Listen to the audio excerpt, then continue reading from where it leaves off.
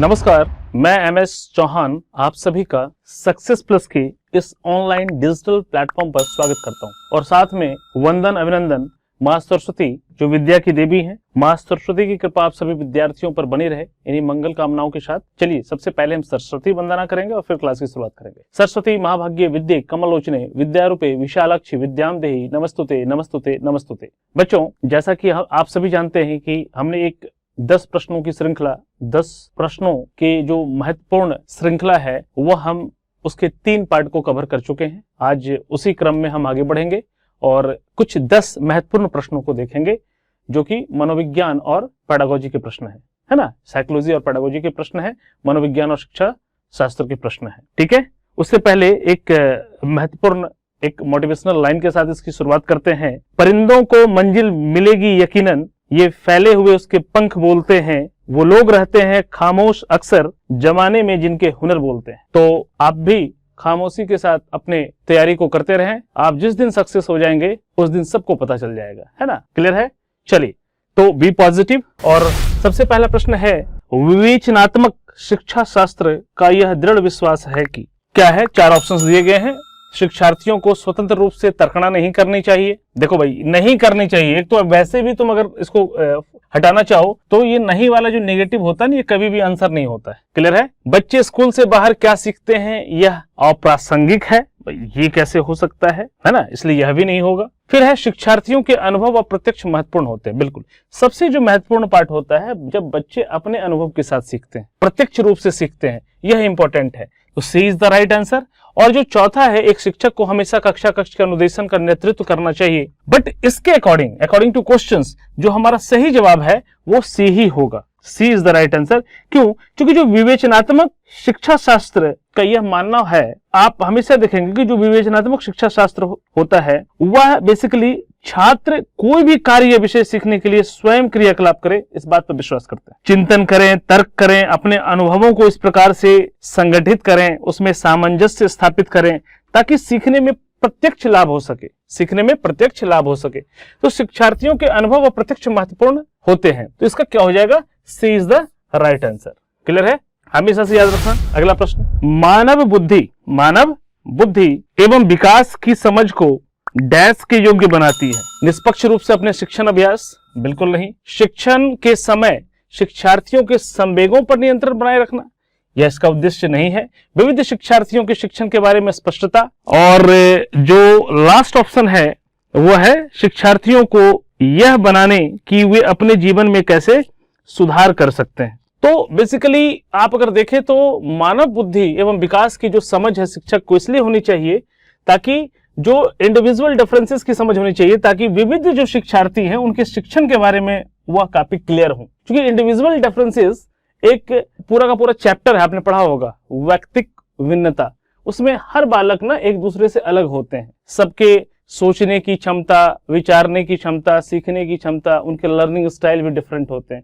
अगर टीचर को उसमें स्पष्टता है ना तो टीचर को कभी कोई दिक्कत नहीं होगी। तो सबसे जो महत्वपूर्ण ऑप्शन है वो हमारा क्या हो जाएगा? सी हो जाएगा कि मानव बुद्धि एवं विकास की समझ शिक्षक को विविध शिक्षार्थियों के शिक्षण के बारे में स्पष्टता होनी चाहिए, यानी C is the right answer. Clear है? चलिए अगला प्रश्न, निम्नलिखित में से अंतः विषयी अनुदेशन का सर्वोत्कृष्ट लाभ क्या है? तो ऑप्शन है, पाठ योजना बनाने और गतिविधियों में शिक्षकों को अधिक लचीलेपन की अनुमति होती है। अधिक लचीलेपन, अगर लचीलापन होता तो ठीक होता, अधिक लचीलापन दे दिया तो कोई भी जो सेंटेंस हो ना उसमें अगर बहुत अधिक बोल दिया जाए तो भी वह गलत हो जाता है। लचीलापन तक तो ठीक है लेकिन अधिक लचीलापन, इसलिए यह गलत हो गया। बी ऑप्शन, विद्यार्थियों को सीखे गए ज्ञान का बहु संदर्भों में अनुप्रयोग करने और सामान्यकृत करने का अवसर दिया जाए। बिल्कुल सही जवाब, B is the right answer. B is the right answer. क्यों? क्योंकि अंतः विषय अनुदेशन का सर्वोत्कृष्ट लाभ यह है कि विद्यार्थी को सीखे गए नए ज्ञान को, अगर वो अपने कोई नया ज्ञान सीखता है तो उसको बहु संदर्भों में प्रयोग करना जानता है या नहीं जानता है, या फिर वैसे सामान्य अवसर पर उस चीज का वो प्रयोग कर रहा है या नहीं कर रहा है, इस बात पर ध्यान देने वाली चीज है। तो बी जो है हमारा सटीक विश्लेषण होगा। फिर प्रकरणों की विविधता जिन्हें परंपरागत पाठ्यचर्या में संबोधित किए जाने की आवश्यकता है वो शिक्षकों की, यह भी नहीं होगा। देखो कम संभावना, नेगेटिव, खत्म। विद्यार्थियों में विभिन्न विशेष क्षेत्रों के विशेष प्रकरणों के प्रति नापसंदगी, यह भी नेगेटिव वर्ड, यह भी खत्म।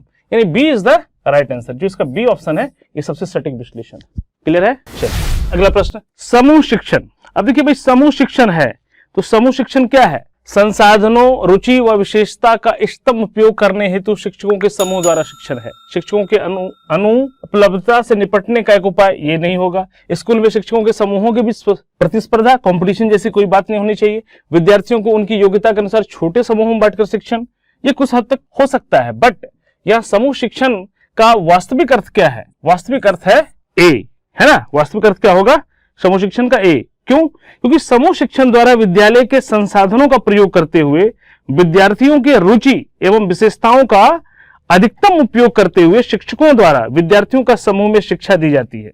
ये सब तो आप जानते ही होंगे। इससे क्या होता है कि विद्यालय का खर्च एवं समय की बचत होती है और छात्रों को गुणवत्तापूर्ण शिक्षा मिलती है। इसलिए समूह शिक्षण यहां पर उपयोगी है। क्लियर है?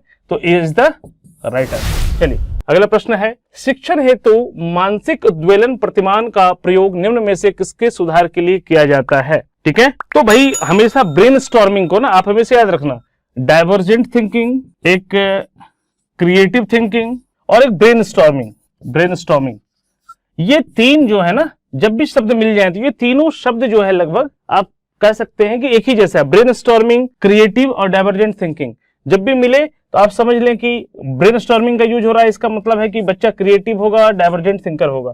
डाइवर्जेंट थिंकिंग की अगर बात हो रही है तो आप समझ जाएं बच्चा क्रिएटिव होगा और ब्रेनस्टॉर्मिंग। तो कहने का मतलब है ये तीनों चीजें आप एक साथ ही याद रखेंगे। अब इस प्रश्न को लेते हैं तो इसका जवाब क्या हो जाएगा? आप देखिए, सृजनात्मकता। क्या हो जाएगा? सृजनात्मकता। क्योंकि क्रिएटिव आ गया यहां पर। शिक्षण हेतु मानसिक उद्वेलन, अब मानसिक उद्वेलन को इंग्लिश में क्या कहते हैं? ब्रेनस्टॉर्मिंग कहते हैं। तो जैसे ब्रेनस्टॉर्मिंग दिया तो इसको हमने कनेक्ट कर दिया क्रिएटिव से, और अगर ऑप्शन में ये नहीं रहता ये रहता तो ये भी हमारा जवाब सही हो जाता। क्लियर है? समझ पा रहे हैं आप? चलिए तो इसका क्या हो जाएगा? ये नहीं होगा, ये नहीं होगा, ये नहीं, यानी इसका जो है जवाब सी इज द राइट आंसर। अब यहां पर नेक्स्ट अगले प्रश्न की ओर चलते हैं। एक बालक अधिक सीखता है यदि उसे अब भाई बच्चा कब अधिक सीखेगा? जब क्रिया विधि द्वारा सिखाएंगे, लर्निंग बाय डूइंग वाले प्रोसेस से सिखाएंगे। बच्चा जब किसी चीज को खुद करके देखता है तो वो सबसे अधिक सीखता है। सिंपल सा है। पाठ्यपुस्तक के माध्यम से ये नहीं होगा, कंप्यूटर से पढ़ाई जाए नहीं, व्याख्या विधि, व्याख्यान विधि, ये सब बड़ी कक्षाओं में होता है। एक बालक अधिक तभी सीखेगा जब उसे क्रिया विधि से पढ़ाएंगे। क्रिया विधि यानी लर्निंग बाय डूइंग, है ना? करके सीखना, अपने अनुभवों से सीखना। ठीक है? अपने ज्ञान का निर्माता स्वयं होना। ठीक है? कुछ ऐसे मुख्य बिंदु हैं जो आपको याद रखने होंगे। क्लियर है? इसका क्या हो जाएगा answer? D is the right answer. चलिए अगले प्रश्न की ओर।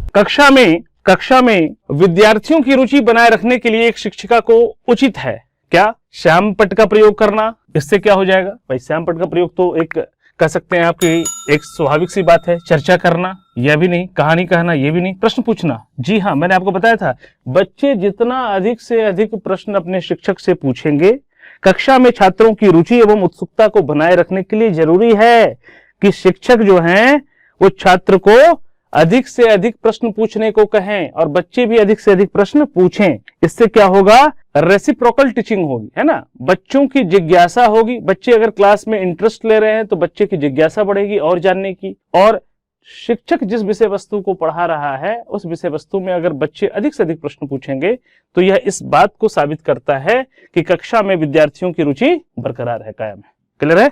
तो प्रश्न पूछना यह सबसे सटीक जवाब होगा। क्लियर है? चलिए अगला प्रश्न। संप्रेषण प्रकार है। अब देखिए यह भी प्रश्न द्वारा रिपीट हुआ है। संप्रेषण प्रकार है, यह प्रश्न रिपीट हुआ है ना? अब यहां पर संप्रेषण के मुख्यतः दो प्रकार होते हैं। संप्रेषण के मुख्यतः दो प्रकार होते हैं। कौन कौन से?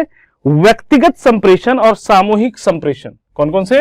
व्यक्तिगत संप्रेषण और सामूहिक संप्रेषण। क्लियर है? एक तो इंडिविजुअल होता है और दूसरा ग्रुप वाला होता है। यानी ऑप्शन क्या हो जाएगा? दो हो जाएगा, यानी दो ही हो गए। एक तो व्यक्तिगत संप्रेषण और दूसरा सामूहिक संप्रेषण। यह तो कोई दिक्कत हो तो बताइए। क्लियर है? ये दो कौन कौन से हो जाएंगे? व्यक्तिगत और सामूहिक। क्लियर है? कलर तो आपको दिख रहा है ना? क्लियर देखो, इसलिए हमने यहां पे लिख दिया। ठीक है? ये दो हो जाएंगे। तो इसका जवाब क्या हो जाएगा? B is the right answer. आगे बढ़ते हैं। शिक्षा के दो प्रमुख उद्देश्य हैं। शिक्षा के दो प्रमुख उद्देश्य हैं। क्या क्या है? बालकों में विषयों का ज्ञान, वो उनका मानसिक विकास करना, विषयों का ज्ञान देना, वो परीक्षा के लिए तैयार करना। तो परीक्षा के लिए तैयार करना कभी उद्देश्य होता नहीं है, मेन अधिगम पर फोकस किया जाता है। विषयों का ज्ञान देना है, उसको कंटेस्ट, कभी भी रोट लर्निंग को फोकस नहीं करना है। विषयों को ज्ञान देना, वो व्यावसायिक कौशल का विकास करना, विषयों का ज्ञान देना और व्यावसायिक कौशल का विकास करना, ये भी कुछ हद तक सही माना जा सकता है। लेकिन शिक्षा के दो प्रमुख उद्देश्य की अगर बात करें तो यह भी नहीं होगा। दो प्रमुख उद्देश्य है कि बालकों में विषयों का ज्ञान एवं उनका मानसिक विकास करना, यह सबसे महत्वपूर्ण है। क्लियर है? क्या हो जाएगा इसका? Is the right answer. ये चीज आप हमेशा याद रखेंगे कि शिक्षा का जीवन में बहुत ही महत्वपूर्ण स्थान है ना, जिसके द्वारा बालक क्या करता है, अपने भावी जीवन में, आने वाली जिंदगी में वह नए नए संरचनाओं का निर्माण करता है। शिक्षा का मुख्य उद्देश्य क्या है? बालकों को संबंधित विषय का ज्ञान तो देगा ही देगा तथा बालकों के मानसिक क्षमता का भी विकास करेगा। इस सीरीज का जो आखिरी प्रश्न है वह है, निम्न में से कौन सा श्रव्य दृश्य सामग्री का उद्देश्य है? क्लियर है? समझ में आ रहा है? तो अगर हम देखें तो यहां पर कुछ ऑप्शंस इस तरह से दिए हुए हैं, पर देख लेते हैं। शिक्षण को प्रभावशाली बनाना, ये बिल्कुल शिक्षा प्रभावशाली बनता है अगर हम इस्तेमाल करते हैं किसको? शिक्षण सामग्री को। सकारात्मक सृजनात्मकता उत्पन्न होती है, यह भी सही है। छात्रों को क्रियाशील बनाता है, यह भी सही है। विषय वस्तु में अरुचि उत्पन्न करता है। देखो ऐसा कैसे? अगर हम श्रव्य दृश्य सामग्री का उद्देश्य, तो ये कभी नहीं हो सकता ना कि बच्चों में अरुचि पैदा करे। रुचि तो पैदा कर सकता है, तो यही नहीं होगा। 4 जो है ऑप्शन, ये वाला ऑप्शन नहीं होगा। अब देखो इस ऑप्शन में तुम्हें देखना होगा किसमें 1, 2 और 3 है, क्योंकि पहला भी सही है, दूसरा भी सही है और तीसरा भी सही है। तो 1, 2 एवं 3 ये रहा पहला, 1, 4, 1, 3, 4, 2, 3, 4 नहीं, ए में देखो सारा है 1, 2, 3। तो हमारा क्या जवाब हो जाएगा? ए इज द राइट आंसर, है ना? यही सही होगा। भाई शिक्षण प्रक्रिया में श्रव्य दृश्य सामग्री जो होता है, शिक्षण सहायक सामग्री जिसको कहते हैं, उसके क्या उद्देश्य हो सकते हैं? उसके कई उद्देश्य हो सकते हैं। जैसे कि अगर शिक्षण को प्रभावशाली बनाना है इसलिए हम इस्तेमाल करते हैं। छात्रों में सृजनात्मकता उत्पन्न करने के लिए भी इसका यूज किया जाता है, शिक्षण सामग्री का, सहायक सामग्री का, है ना? छात्रों को क्रियाशील बनाने के लिए, छात्रों में पाठ के प्रति रुचि पैदा करने के लिए भी, है ना? सीखने की गति में सुधार करने के लिए सारी चीजें हो सकती हैं, है ना? किसका उद्देश्य? श्रव्य दृश्य सामग्री का उद्देश्य। तो इस प्रकार से यह 10 महत्वपूर्ण प्रश्न है जिसकी चर्चा हमने आज आपके साथ की। इसी प्रकार के महत्वपूर्ण मनोविज्ञान के 10 प्रश्नों को लेकर आपके सामने फिर से उपस्थित होता हूं। तब तक के लिए आप अपना ख्याल रखें। मिलते हैं बहुत ही जल्द नेक्स्ट सीरीज में। जय हिंद, जय भारत।